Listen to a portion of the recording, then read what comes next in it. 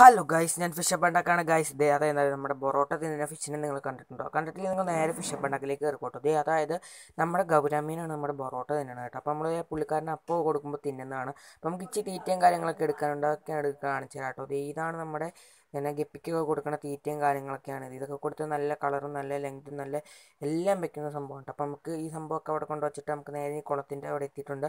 അപ്പോൾ ദേ ഇതുകൊണ്ട് നമ്മുടെ കുളത്തിൻ്റെ അവിടെ എത്തിയപ്പോൾ നമ്മുടെ ഗൗരക്കുട്ടന്മാരെല്ലാം ഇവിടെ വന്ന് നിൽക്കുന്നുണ്ട് കേട്ടോ. അപ്പോൾ നമ്മൾ ഇനി ഇട്ടങ്ങ് കൊടുക്കാൻ വേണ്ടി പോകണം. അപ്പം നമ്മൾ പൊറോട്ട അങ്ങ് നീട്ടി ഇടാൻ വേണ്ടി പോകണം. Ready 1 2 3 start go.